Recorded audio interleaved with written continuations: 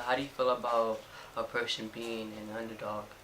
I love underdogs. My wife will tell you, I prefer underdogs all day. And do you know what I mean by that? Well, let's see your understanding of it, or your interpretation of an underdog.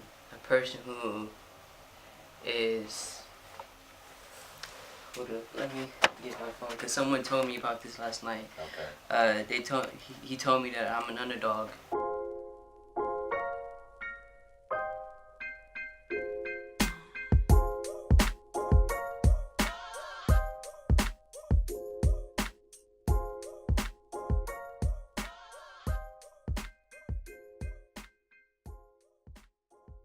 When I was on campus and I had this teammate speak to me about if he didn't know me, he'd be scared of me.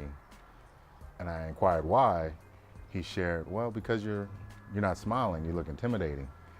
But because I know you, I'm not afraid of you. But if I didn't know you, I would be.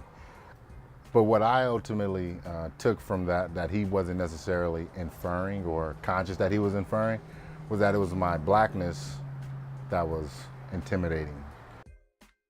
King, I see someone that took, was, started with lemons and made lemonade based on, where the generation before me gave me tools and as an opportunity for me to, make sure to represent and build on it. And, so them giving me something to work with, and it's my job to take it to another level. So, that's the first thing that comes to mind, yeah. I see a lot of hard work, right? I see a lot of investment.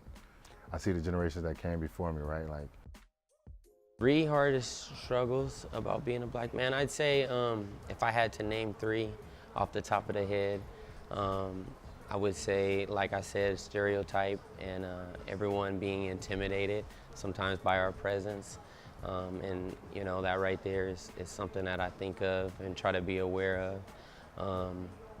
I think the challenge of in the community, making sure that we're doing positive things and we don't fall into, some of those things that are negative, and just always, trying to be better and do more and taking on the challenges and making things happen. So using our uniqueness and our creativity, but at the same time, a lot of it is you're born with it. So it's up to you to kind of seek it and go after it.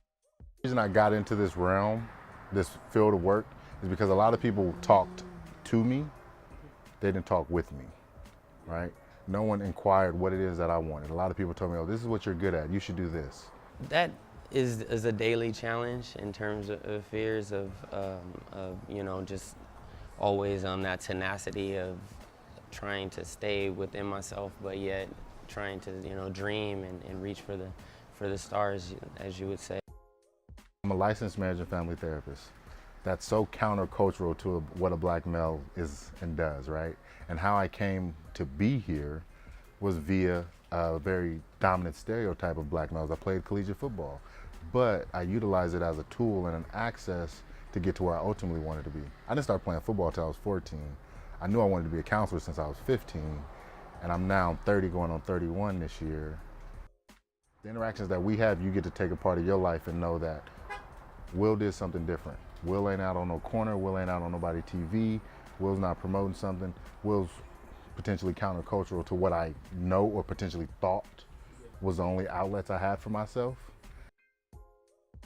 And after the initial gym working there, I had an opportunity to get my own gym and brought it back to the community I grew up in, and the rest kind of took care of itself. Like, we needed something like this, something positive in this community, and what better than someone that's from here.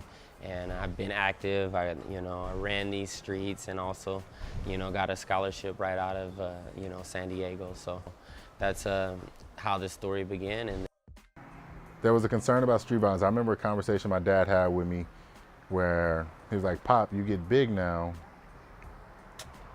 dudes in these streets not gonna fight you, they're gonna shoot you. And being highly aware of that 13, 14 years old. So I would say to those youth, be curious. Don't take anything at face value, right? Like, don't limit yourself more than anything. My boy and I, we always say, don't fight stardom, right? Don't fight stardom at all. Don't be scared to go out and try something new, because you never. I can recall a day after there was a number of black men that had been gunned down in interactions with police, and I sat in my bed crying with my wife at one point because we were having conversations around having kids and the thought of raising a black son, an African-American son in this society, and knowing that I could do everything right. We could do everything right and he can be an upstanding young man, but the challenges he faced, his peer counterpart won't. Yes, a black male is, it's a small percentage of San Diego, but I love it, nothing better.